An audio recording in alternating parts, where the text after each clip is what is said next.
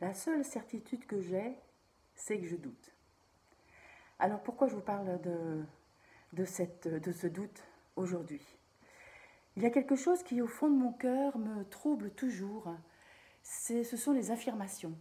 Les affirmations, par exemple, que tel organe est telle énergie, ou bien que telle couleur est telle énergie, ou que tel son est telle énergie ou telle place dans le corps, etc., etc. Toutes ces affirmations. J'entends actuellement alors j'appelle ça phénomène à la mode, et en même temps je ne critique rien parce que tous les chemins, comme on dit, mènent à Rome. Mais en tout cas pour ceux qui suivraient et qui sont intéressés par ma proposition, en ce moment par exemple, j'ai beaucoup de personnes et des amis que j'aime beaucoup qui parlent du syndrome du jumeau perdu. Alors je ne vais pas dire que ce syndrome n'existe pas, pour avoir vu de temps en temps dans le placenta ce qui pouvait ressembler à un fœtus, pour avoir vu des pertes de sang, par exemple à 1 ou 2 mois de grossesse, moi je l'ai vécu personnellement, mais de là à affirmer que c'est ce jumeau perdu qui va être une mémoire difficile, c'est là que je doute. Parce que très souvent dans les accompagnements de soins que je fais, où je m'efforce, bien sûr, certainement je ne dois pas être complètement neutre parce que je suis humaine et certainement c'est difficile. Je pars toujours du postulat que je ne sais rien et que cette personne va m'amener dans son chemin, et son chemin qui va passer par son imagination, qui va passer par ses couleurs à elle. Et j'ai encore vécu hier un atelier voyage en Périnée où les différentes personnes présentes, pour exactement la même expérience, vivaient pratiquement des ressentis opposés.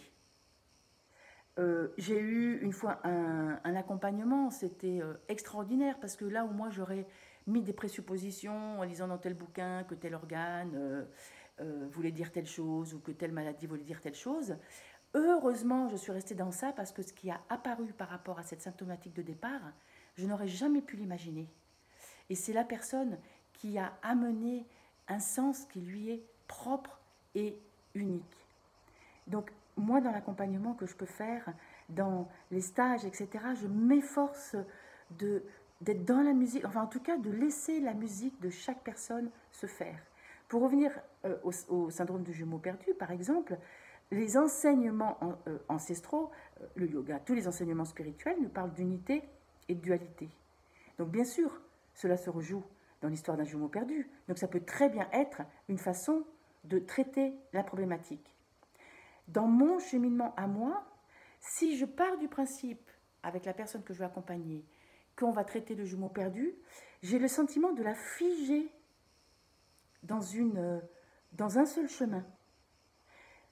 Si je n'en parle pas, ok, ben on t'a dit ça, on va voir ce qui se passe. Et ça m'arrive si souvent que ça aille complètement ailleurs.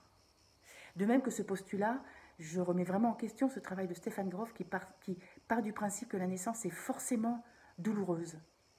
Évidemment, si on part du principe du enfantement dans la douleur, si on part du principe que l'enfantement est douloureux pour l'enfant, si on fait un rebirth, on va induire que c'est douloureux.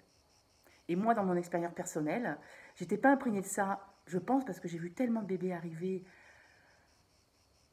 magnifiques, lisses, que quand j'ai vécu mes propres rebirths, je les ai vécus dans une extase. Et quelle problématique, quelle chose j'apportais, c'était vraiment tout à fait autre chose que mon bébé, moi, Anne, qui naissait dans la souffrance. Voilà, c'est toujours en forme de question, de rébellion aussi, c'est peut-être mon côté rebelle, de toutes ces affirmations qui, à mon avis, sont des points d'entrée.